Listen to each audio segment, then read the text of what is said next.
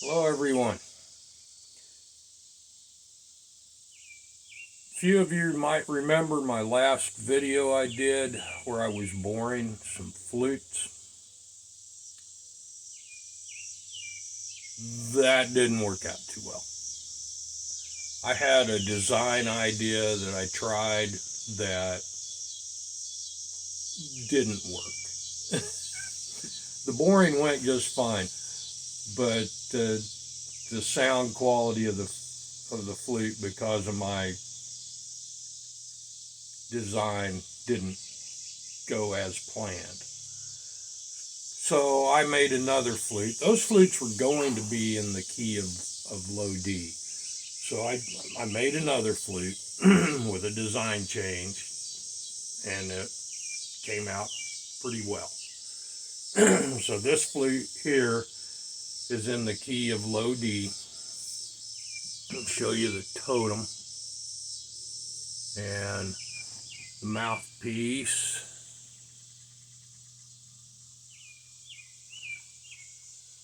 It's all cedar with a maple, hard maple mouthpiece. And this is Eastern aromatic red cedar. And then there's maple on the base on the bird. And we have a little kitty cat trying to get in the show. Anyway, but I'll just do a sound sample on this one.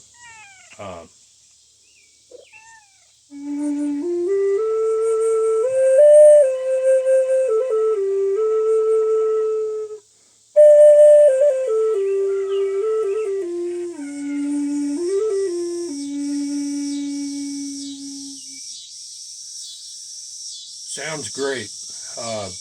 Best tuning I've done yet.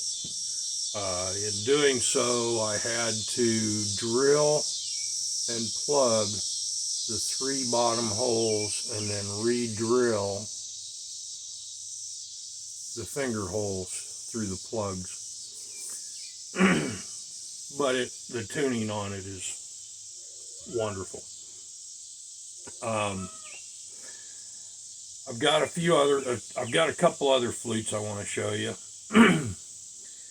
This one I did while I was doing a batch of another key, and I'll show you the one in my batch.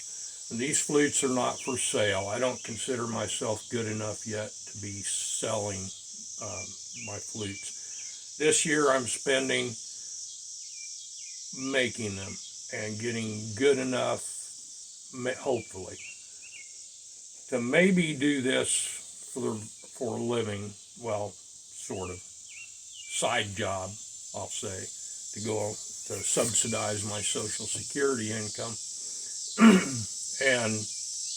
But this year I'm seeing if I can get good enough to where I can maybe next year do that. I've got to make the decision if it's something I want to do for the rest of my retirement or the rest of my life, anyhow. Haven't made that decision yet. But this flute here is a batch that I'm doing. This is from a catawba. It's the catawba that grew in mine and my brother's parents' front yard of the home where we both grew up. My brother, I don't know exactly how old he was when Mom and Dad bought the place, but I hadn't come along yet. But it's the only house, the only home my mother and father ever actually lived in that they owned. They owned another couple pieces of real estate that he rented out for a while and sold, and anyway, that's a whole nother story, getting off track. But this flute is catawba that came from that tree in my parents' front yard, that I rescued the bottom 10.5 foot of the trunk on when it was being cut down due to some damage. totem is maple bottom with catawba on top of the maple, and then with aromatic red eastern cedar for the bird on the totem. The mouthpiece is cedar with a catawba ring and then a maple ring, and the maple ring on the flute is to tie in with the maple base on the totem. The reddish orangish colored wood is padauk. Padauk is an imported wood. We used to get a lot of it in this country from Southwest Pacific, Indochina. Most of it anymore comes from West Africa. But this padauk is from a couple of boards that an uncle of mine that was really into woodworking had. And about a year before he passed on, he got to where he couldn't work in his shop anymore. And then, make a long story short, I ended up with the padauk. So I'm making a batch of these flutes, and like I said, they're not for sale. Some people are going to end up with them, but at any rate, I'll show you how this sounds. These flutes are in the key of F, not F sharp, it's F.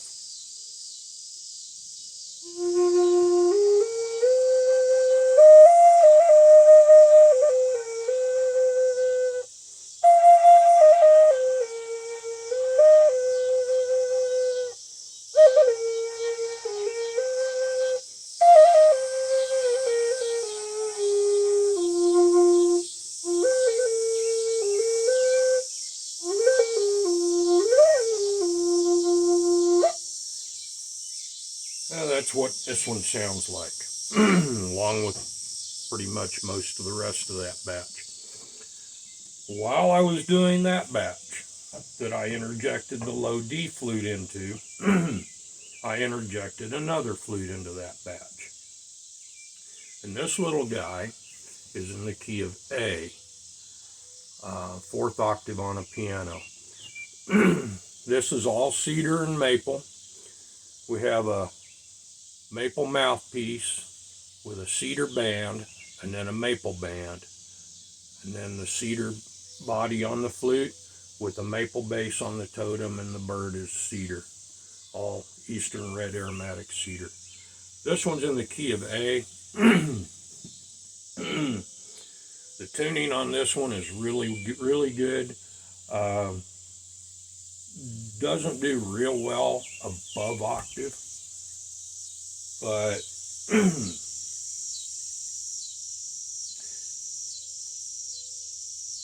it's tuned real close to my high spirits key of A sparrowhawk. I'll give you a sound sample on this one. This one is actually going to someone that my wife and I both know for a birthday present.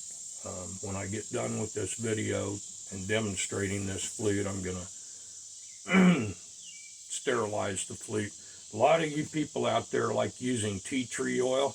I've tried tea tree oil, and to me it tastes like bug spray. I use Listerine to sterilize my flutes. So that being said, I'll give you a sound sample of this thing, and I'm going to go ahead and play a song that's going to be representative of what I think the person that's going to end up with this flute's going to play on it. So.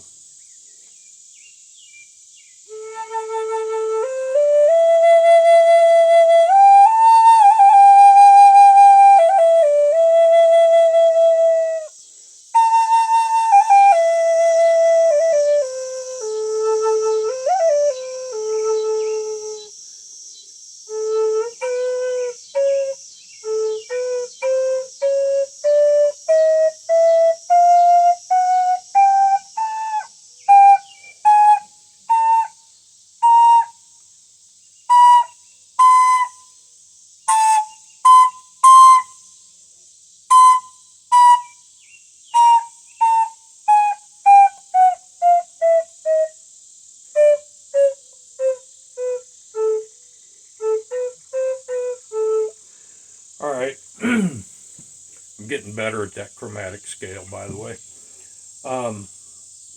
Okay.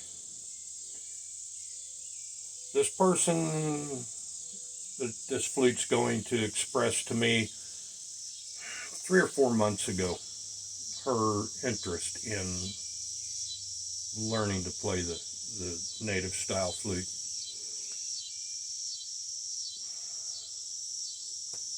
And let's just say this is going to her.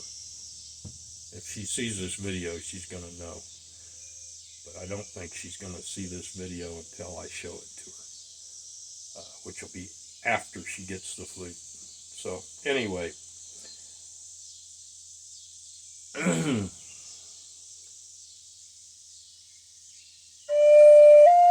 oh, by the way, this is going to be played without the above octave notes. Kind of an accompaniment version of the song, but this is a version of Greensleeves without the above octave notes. It'll have one above octave note. That'll be the all holes open, so it won't actually be an overblown note that's got a lot of tension in it. It'll be more of a relaxed sound. So anyway.